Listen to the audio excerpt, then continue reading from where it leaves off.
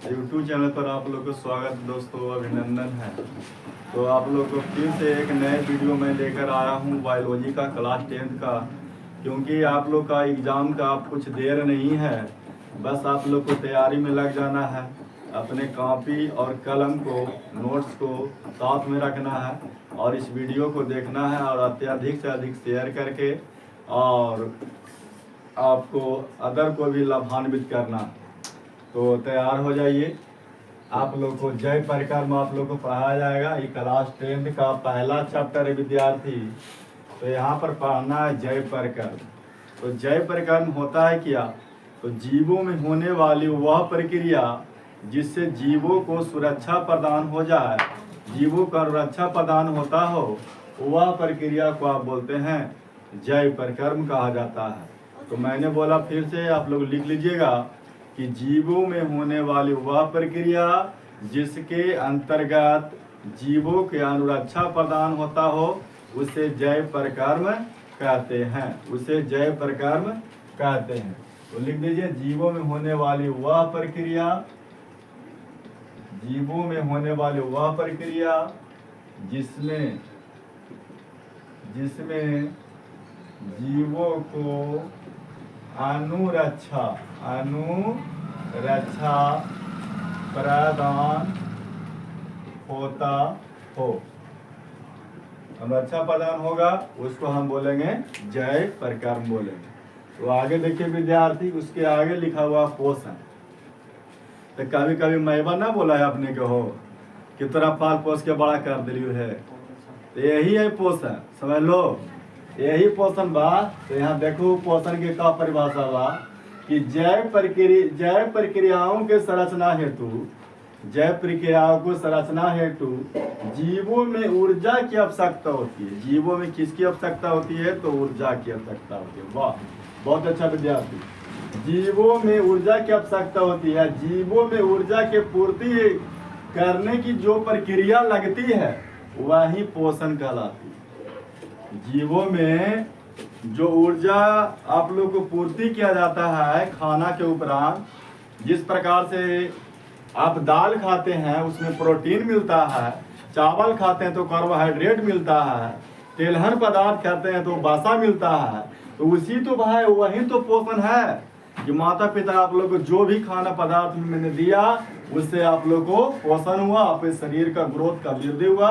तो इसी प्रकार से वीडियो में बने रहिए। तो आगे आप लोग का है पोषण के आधार पर जीव मुक्ता कितने प्रकार के होते हैं, कितने प्रकार के होते हैं। वाह, क्या बात है। तो पोषण के आधार पर जीव मुक्ता 2 प्रकार के होते हैं विद्यार्थी, मात्र 2 प्रकार के। एक होता है स्वपोषी और दूसरा होता है परपोषी। एगो स्वपोषी, एगो परपोषी। तो स्वपोषी आप लोग जान रहे हैं कि हरे पेड़ पौधे अपना भोजन स्वयं बनाते हैं, किसी दूसरे पर आश्रित नहीं रहते हैं, इसलिए उन्हें स्वपोषी कहा जाता है। तो जितना भी हरे पेड़ पौधे होंगे विद्यार्थी, वह क्या कहे जाएंगे? स्वपोषी कहे जाएंगे। तो आप लोग लिख लीजिएगा कि स्वपोषी किसे कहते हैं। तो लिखना है पहले कि हरे पेड़ पौधे अपना भोजन स्वयं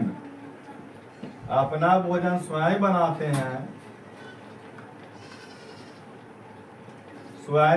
हैं,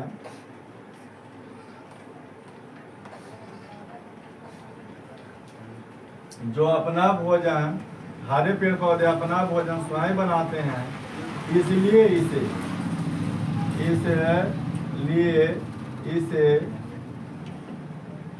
क्या कहते हैं? स्वपोषी कहते हैं। बहुत बढ़िया। अब परपोषी के बारे में जानकारी प्राप्त करेंगे। ये परपोषी किसको बोलेंगे? तो वैसा जीव जो खुद अपना भोजन अपने से न बनाकर किसी दूसरे जीवों पर आश्रित रहता हो, दूसरे पर आश्रित रहता हो, उसी को हम लोग बोलेंगे परपोषी। उसी को क्या बोलेंगे? परपोषी। तो आप लोग लिख लीजिएगा, जो अपना भोजन स्वयं ना बनाकर किसी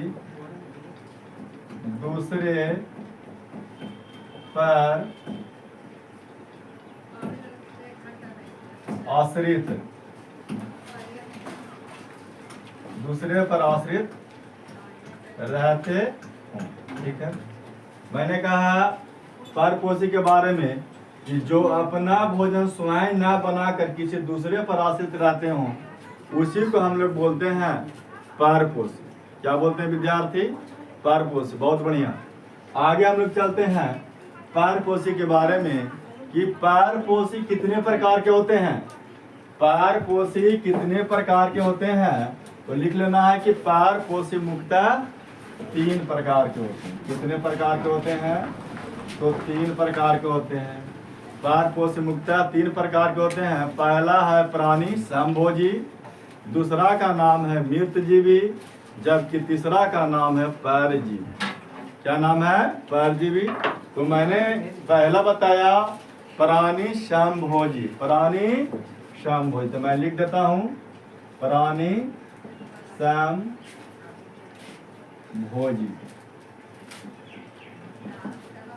तो ध्यान रहे विद्यार्थी, प्राणी समभोजी लिखना चाहिए, ये ना कि भौजी लिख दो, भोजी तो गाढ़ा। यहाँ ध्यान दीजिए। तो यहाँ पर प्राणी समभोजी, तो प्राणी समभोजी में हमने पढ़ा है कि वह जीव है जो भोजन को अंतः ग्रहण कर, भोजन को क्या करेगा? पहले अंतः ग्रहण करेगा और पाचन और अवशोषण करेगा। पाचन और अवशोषण करेगा, तो वही प्राणी समभोजी जीव कहलाएंगे। जैसे मनुष्य हो गया प्राणी समभोजी जीव हो गया, मेढक भी हो जाएगा प्राणी समभोजी। ठीक है, उसी प्रकार से इसका परिभाषा मैं लिख देता हूं। ऐसे प्राणी समभोजी शब्द की जो उत्पत्ति ग्रीक भाषा से हुई है, होलोजोइक शब्द से हुई है, जिसका शाब्दिक अर्थ होता है पूर्ण रूप से जंतु। जिसका शाब्दिक अर्थ क्या होता है? पूर्ण रूप से जंतु होता है। तो मैं इसे लिख देता हूं, आप लोग अपने नोटबुक पर अवश्य लिखें। प्राणी समभोजी शब्द का उत्पत्ति ग्रीक भाषा के होलोजोइक शब्द से हुई है।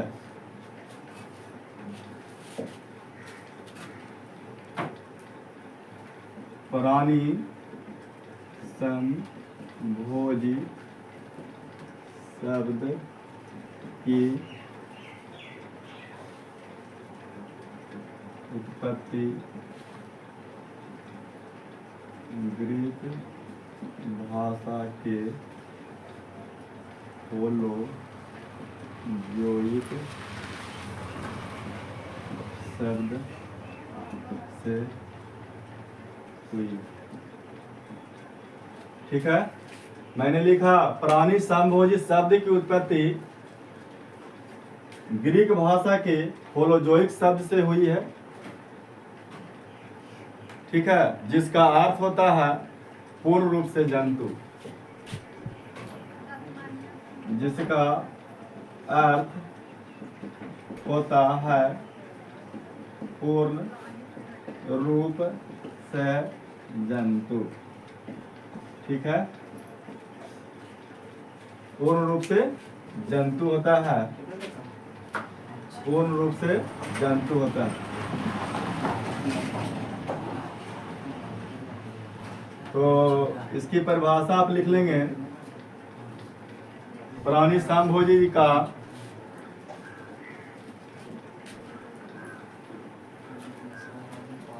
कि वह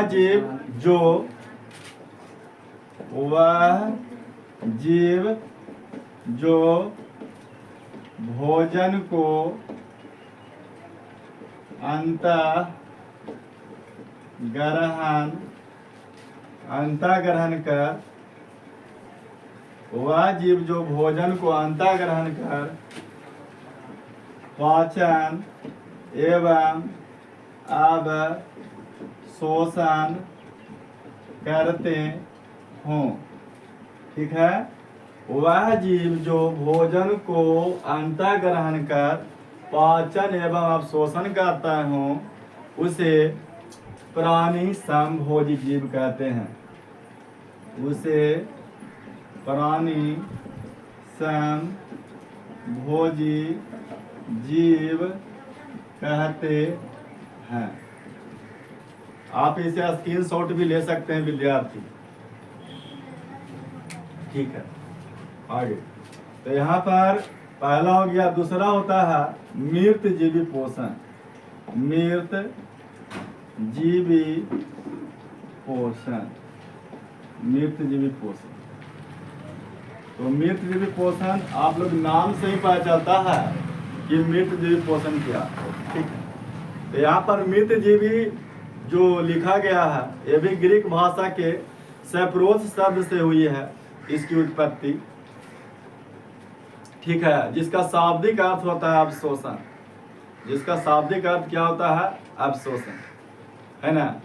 तो वैसे जीव जो सड़े गले पदार्थ एवं कार्बनिक पदार्थों से जो भोजन को खाते नहीं है वो डायरेक्ट उससे क्या करते हैं? अवशोषण करते हैं। उसी को हम लोग बोलेंगे प्राणी समभोजी नहीं, मृत जीवी पोषण कहेंगे। मृत जीवी पोषण, ठीक ना। तो मृत जीवी के पोषण के बताएं कि वह मतलब कि ग्रीक भाषा से लिया गया है। कौन सा शब्द से? सेप्रोस शब्द से लिया गया है, जिसका शाब्दिक अर्थ होता है अवशोषण, है ना। तो मरे हुए जीवों से जो अवशोषण प्राप्त कर जो पोषण करते हैं वही जीव कहलाते हैं मृत जीवी पोषण। जैसे हम तो जान ही रहा, कवक हो गया, अमीबा हो गया, तो ये जब सब क्या करते हैं? मृत जीवी पोषण करते हैं। तो लिख देते हैं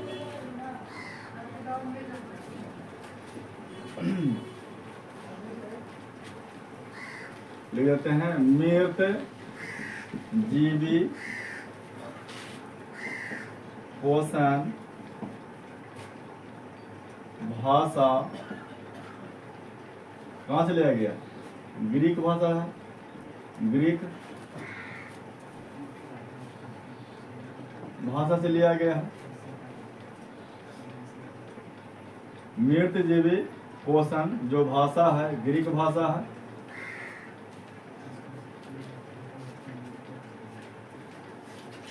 ग्रीक भाषा के सेप्रोस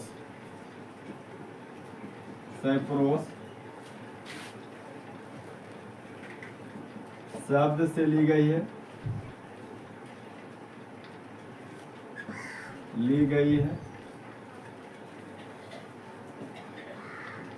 जिसका क्या अर्थ होता है? जिसका अर्थ होता है अवशोषण। जिसका अर्थ होता है अवशोषण। जिसका अर्थ क्या होता है? अवशोषण होता है।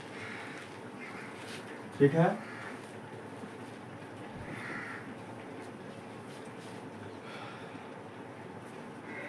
तो लिखना है कि वह जीव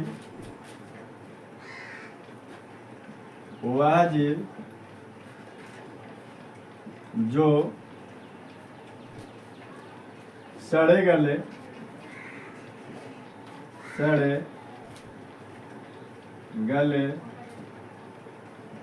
कार्बनिक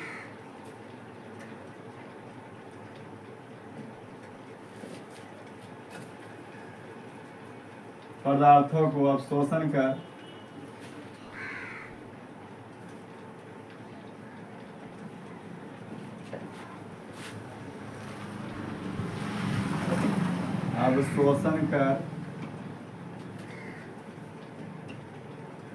पोषण करते हों क्या कहलाता है? मृत जीवी पोषण कहलाता है। जैसे मैं अभी वहाँ लिख दीजिए, मृत जीवी पोषण करता है। अमीबा हो गया, प्रोटोजोआ हो गया, ठीक है। तो यहाँ देखिएगा मैंने कहा